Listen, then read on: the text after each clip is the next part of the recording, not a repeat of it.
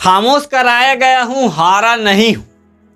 ये शब्द हैं राघव चड्ढा के, और यही शब्द आज पूरे राजनीतिक गलियारों में गूंज रहे हैं। एक साल पहले तक जिन्हें आम आदमी पार्टी के तेज तर्रार चेहरा कहा जाता था, आज वही नेता अचानक खामोश, अचानक किनारे हैं और अचानक पद से हटाए गए। क्या ये सिर्फ संगठनात्मक फेरबदल है या फिर ये कहानी है अंदरूनी टकराव की? क्या अरविंद केजरीवाल की टीम में दरार पड़ चुकी है या फिर किसी बड़े राजनीतिक फेरबदल की तैयारी है? दिल्ली की राजनीति में गुरुवार की शाम अचानक हलचल मच गई। खबर आई कि आम आदमी पार्टी ने राज्यसभा में बड़ा बदलाव कर दिया है। पार्टी ने अपने प्रमुख चेहरे राघव चड्ढा को डिप्टी लीडर पद से हटा दिया। उनकी जगह पर पंजाब से सांसद अशोक कुमार मित्तल को यह जिम्मेदारी सौंप दी गई। ये फैसला सिर्फ एक पद बदलने का नहीं था, ये फैसला संकेत था, ये फैसला संदेश था, और ये फैसला शायद चेतावनी भी था, क्योंकि राघव चड्ढा कोई साधारण नेता नहीं थे। वह वही चेहरा थे जो संसद में महंगी चाय का मुद्दा उठाए थे। वह वही आवाज थे जो डिलीवरी बॉय की तकलीफ पर बोले थे। ये वही नेता थे जो आम आदमी के मुद्दों पर को राष्ट्रीय मंच तक ले जाते थे। लेकिन अचानक उनकी आवाज धीमी हुई, उनकी मौजूदगी कम हुई और अब उनकी भूमिका भी घटा दी गई। राजनीतिक गलियारों में सवाल उठने लगे, जब केजरीवाल जेल गए तब चड्ढा चुप क्यों रहे? जब पार्टी संकट में थी तब वो सामने क्यों नहीं आए? और जब प्रेस कॉन्फ्रेंस हुई तब वो मंच पर क्यों नहीं थे? ये चुप्पी सिर्फ चुप्पी नहीं थी, ये चुप्पी शक बन गई, और यही चुप्पी सवाल भी बन गया है, और अब यही चुप्पी विवाद भी बन गया है। सूत्रों के मुताबिक पार्टी ने राज्यसभा सचिवालय को पत्र भेजकर यह भी कहा है कि राघव चड्ढा को बोलने के लिए समय आवंटित ना किया जाए। ये कदम असामान्य था, ये कदम कड़ा था, और ये कदम राजनीतिक तौर पर बेहद बड़ा था। अब सवाल उठ रहा है, क्या पार्टी को उनके बोलने से दिक्कत थी या फिर पार्टी को उनके चुप रहने से दिक्कत थी? दिल्ली से लेकर पंजाब तक राजनीति गर्म हो गई। सोशल मीडिया पर बहस छिड़ गया है और समर्थकों के बीच बेचैनी भी फैल गया है। राघव चड्ढा ने चुप्पी तोड़ा है इस पर, और उन्होंने लिखा, मेरी खामोशी को मेरी हार मत मान लेना। मैं वो दरिया हूं जो वक्त आने पर सैलाब बनता है। ये शब्द सिर्फ प्रतिक्रिया नहीं थे, ये सब चुनौती थे, ये सब संकेत थे, और ये शब्द आने वाले समय की भूमिका है। और इस पूरे घटनाक्रम ने पार्टी के अंदरूनी समीकरणों पर भी सवाल खड़े कर दिए।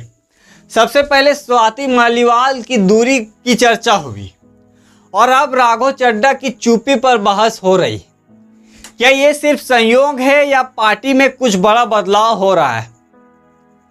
संजय सिंह ने बयान दिया कि यह पार्टी का आंतरिक फैसला है, लेकिन सवाल यहीं खत्म नहीं होते, क्योंकि राजनीतिक में पद हटाना सिर्फ पद हटाना नहीं होता है।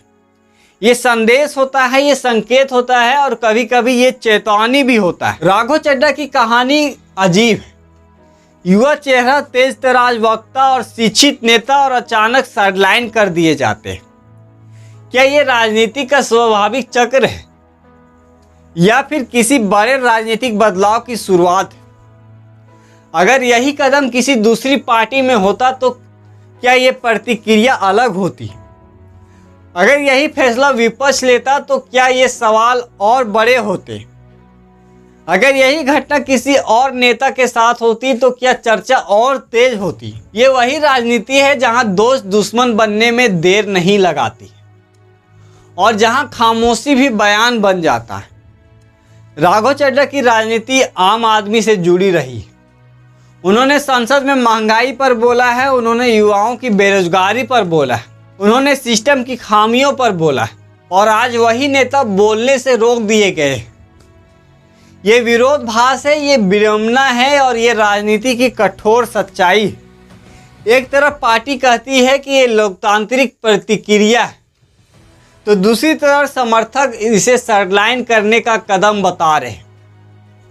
एक तरफ नेतृत्व बदलाव की बात हो रही है तो दूसरी तरफ दूरी बढ़ने की चर्चा हो रही है। सवाल वही है, क्या ये अस्थायी है? क्या ये रणनीति है या फिर यही अस्थायी दरार है? राजनीति में खामोशी अक्सर तूफान से पहले आती है। राजनीति में दूरी अक्सर बदलाव की निशानी होती है। राजनीति में पद बदलना अक्सर समीकरण बदलने का संकेत होता है। और यही कारण है कि आज हर कोई पूछ रहा है, क्या राघव चड्ढा अलग राह पर है? क्या वो पार्टी में रहेंगे या राजनीति में नया मोड़ आने वाला है? बार बार एक ही सवाल गूंज रहा है, खामोशी क्यों, दूरी क्यों और फेर बदल क्यों? और अंत में ये सिर्फ एक नेता की कहानी नहीं है, ये राजनीति की बदलते चेहरे की कहानी है। ये सत्ता की और संगठन के बीच संतुलन की कहानी, ये महत्वाकांक्षा और अनुशासन की कहानी है। आज राघव चड्ढा चुप है, लेकिन राजनीति कभी चुप नहीं रहती। आज पद गया है लेकिन कहानी खत्म नहीं हुई। इतिहास गवाह है, जो नेता चुप रहते हैं वही कभी कभी सबसे ज़्यादा जोरदार वापसी करते हैं। अब देखना ये है, ये दूरी बढ़ेगी या फिर साथ बना रहेगा, ये खामोशी टूटेगी या सैलाब बनेगी। क्योंकि राजनीति में कहानी कभी खत्म नहीं होती, कहानी बस मोड़ लेती है और शायद यही वो मोड़ है। वैसे आपका क्या कहना है राघव चड्ढा बारे में, आप कमेंट करके जरूर बताइएगा। और उसे पार्लियामेंट में समय आवंटित करना चाहिए उसे बोलने के लिए या नहीं, आप कमेंट करके जरूर बताइएगा। मिलते हैं अगली वीडियो में।